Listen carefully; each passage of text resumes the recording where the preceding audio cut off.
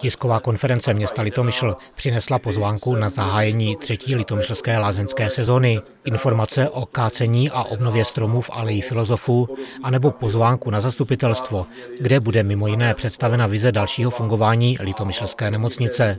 Místostarosta Stříteský hovořil o problémech s nárůstem kamionové dopravy v těsné blízkosti historického centra nebo na Zámeckém návrší.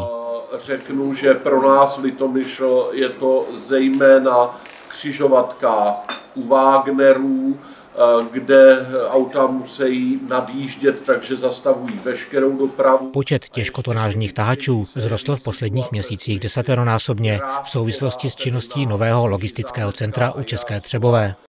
Dopravní inspektorát krajský nám napsal vyjádření, že naše žádosti o umístění značek zamezujících na této komunikaci jízdě nákladním vozidlům delším 10 metrů nevyslyší a že si myslí, že je vše v pořádku.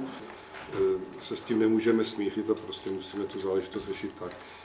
Je tam spousta těch dalších zajímavých věcí, protože u nás, že tady jedou furt do kopce, vlastně zatěžují to životní prostředí, zase jezdí z kopce a ty lidi opravdu se nemají kam uhejbat. Místostarosta Kašpar na tiskové konferenci oznámil nový způsob zápisu do mateřských škol v Litomyšli, který letos proběhne na jednom místě a v jeden den.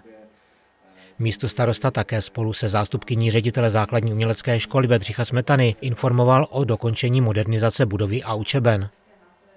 Z dalšího programu dubnové tiskové konference vybíráme ještě pozvánku na oslavy Mezinárodního dne památek a litomyšlské svatební dny, se kterými přišla kastelánka státního zámku. Jan Pikna mladší přišel novináře informovat o výjimečné akci nazvané Litomyšlský kruh. Proběhne v sobotu 12. dubna a bude připomínat 20 let, které letos uběhly od setkání 7 středoevropských prezidentů v Litomyšli v roce 1994. Opravdu vznikla tradice, která existuje dodnes. Dnes už těch prezidentů schází víc, až 17, z celé Evropy, z Balkánu. A dodnes se jí říká Litomyšlský kruh, protože vlastně ta myšlenka setkávání, kterou vlastně inicioval Václav Havel, vznikla v Litomyšli v roce 1994. Výstava vlastně spojuje 3 města, Vídeň, Bratislavu a Litomyšl.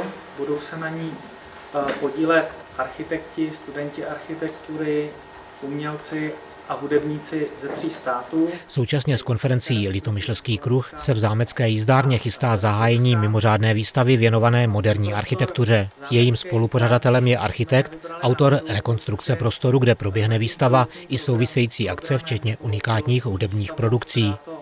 Na tiskové konferenci v Litomyšli 2. dubna pozval ředitel Smetanova domu Leoš Krejčí na divadelní jaro a pohádkové neděle. Zdeněk Chalupník připomněl blížící se slavnosti Majáles, Zuzka Tomanová oznámila ukončení výstavy patchworku a blížící se výstavu Unie výtvarných umělců v Městské galerii. Hana Plíhalová pozvala prostřednictvím novinářů děti k účasti na astronomické soutěži Kopalova Saska a na oslavách letošního dne Země. Závěr tiskové konference patřil opět tradičně pozvánkám v podání vedoucí odboru kultury a cestovního ruchu Litomyšle. Nejnavštívenější z následujících velkých akcí bude jistě zmíněné zahájení 3. litomyšlské lázeňské sezony. Ten projekt se jmenuje Lázeňské zahrady, pramen vaší tvorby aneb představ se. A jsme domluveni, že by ho měl zahájit některý z našich milých lázeňských hostů. Zda to bude Petr Šabach, Zdeněk Šlupka-Svěrák či někdo z divadla Járy Cimrmana.